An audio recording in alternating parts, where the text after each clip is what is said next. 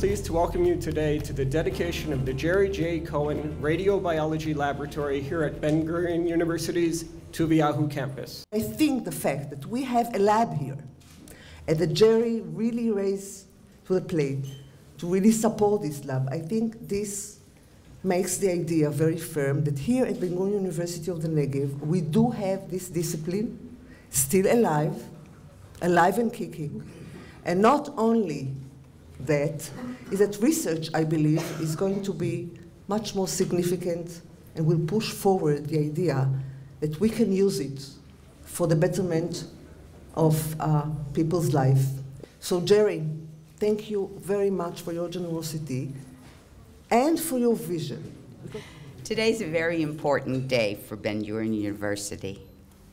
I call it important because, among other things, courtesy of Jerry Cohen, the nuclear engineering department has returned to its roots. I find it admirable that Jerry, fully aware of the magnificence of the Marcus campus, wanted his name here in these historic buildings, where the medical and biological applications of nuclear science might serve the interests of the Israel nation. Jerry's gesture brings great honor to him, to the university, and the nation. Jerry, I'm delighted to be able to continue carrying out research that connects the radiobiological effects of radiation with immunological responses in our radiobiology laboratory that bears your name.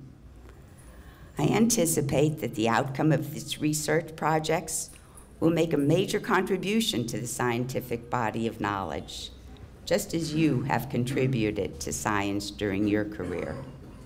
On the occasion of the dedication of the Jerry J. Cohen Radiobiology Laboratory, may this laboratory provide a fitting environment for students, teachers, and researchers as they seek to extend the boundaries of knowledge, giving impetus to progress in the cutting-edge field of radiobiology, and giving pride to its donors and recognition to Ben-Gurion University of the Negev. We hereby extend our profound gratitude to Jerry J. Cohen for his friendship and generous support.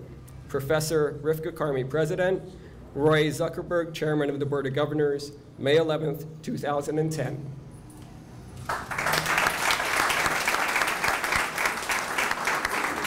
Baruch atah Eloheinu melech haolam shehechiyanu v'kiyimanu v'higiyanu b'zman hazeh.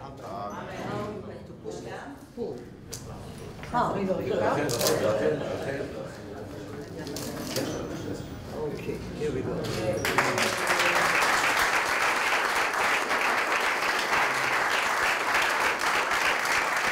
Brenda, President Karmi, honored guests.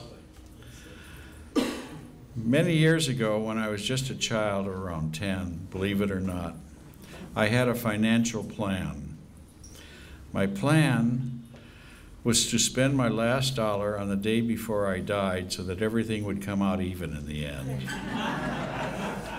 As a Scottish poet, Robert Burns, said, sometimes the best laid plans of mice and men often go astray. It wasn't until much later in life that I discovered that somehow I had managed to accumulate more wealth than I could possibly need, and I viewed this to be a problem. To deal with this problem, I spoke to various friends and relatives and received the almost universal observation that everyone should have this problem. It was not useful guidance, since I knew that if other provisions were not made, given our tax laws, the bulk of this money would end up in the government's hands. After many years of work on various government projects, I was quite familiar with what the government did with money. And I figured that it shouldn't be difficult to find a more worthy recipient. My children were well provided for, and so I needed to find a cause where the money could be most beneficially applied. After much searching, I narrowed the possibilities down to two. I could, for example, buy a really elegant yacht and spend my time sailing to all the exotic and fashionable ports in the world, or I could donate the money to some worthy cause. Fortunately for BGU, I tend to get seasickness, so here we are today to dedicate the Jerry Cohen Radiobiology Laboratory at BGU. So what is radiobiology and why should we be interested? Why should we care about it? Radiobiology is a science that deals with the interaction of ionizing radiation with living tissue.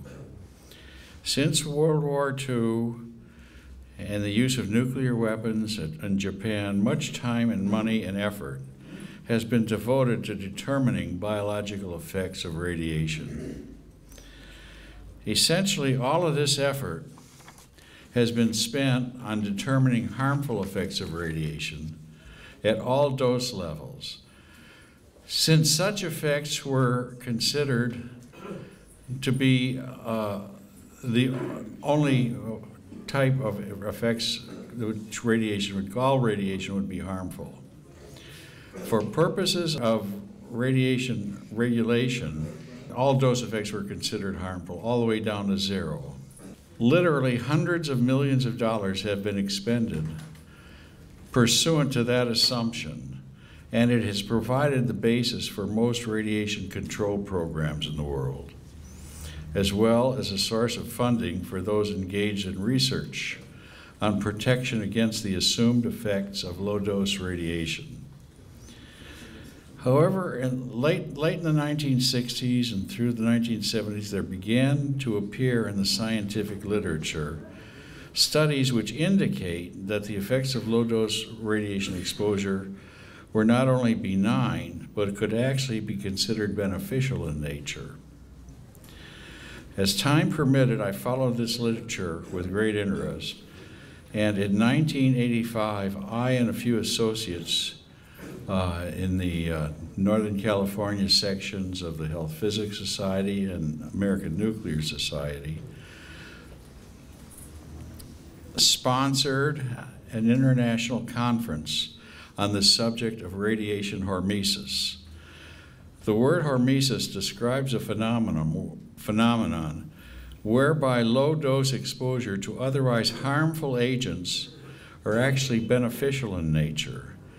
The phenomenon was first observed in the 16th century by Paracelsus, who coined the phrase, "the dose makes the poison." This phenomenon occurs fairly commonly. For example, a couple of examples are digitalis, which is a deadly poison at high doses, but yet is a cure at low doses. Also, the element selenium, which is highly toxic, yet at low doses is a vital nutrient. So it's not unusual. Anyway, we held this conference, and it was attended by 200 scientists from around the world. The entire conference was published in an issue of the Health Physics Journal.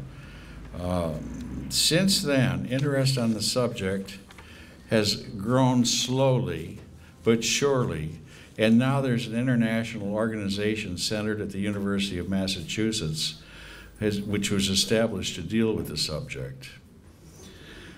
About 5 years ago, I happened to notice a few excellent papers in the scientific literature on the subject, which were written by Brenda Laster here at BGU. I contacted Brenda via email, and we have been communicating ever since. Fortunately, I was able to give some support to her work, but both morally and financially. It has been an honor and a privilege for me to be able to give this support, which eventually led to the establishment of this radiobiology laboratory. And when I was a child, I had a grandmother who had immigrated to the United States from the old country. We weren't sure if it was Russia or Poland or Ukraine. They were all geographically challenged at the time. Anyway, My Bubby, as we called her, never quite picked up on the English language, so if we were to communicate with her, it had to be in Yiddish. I retained just enough of the Yiddish language to screw up my understanding of German, which I had to learn at a much later time in life. Whenever I or any of her other grandchildren received a new article of clothing or a toy, she would express the wish that we should trug gesundheit. I believe that roughly translates to use it in good health. So at the dedication of this laboratory, I would like to express my wish to BGU, and particularly to Brenda. Trug gesundheit.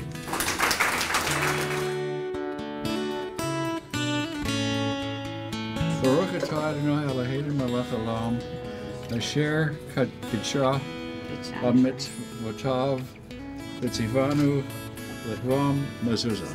Amen. Amen.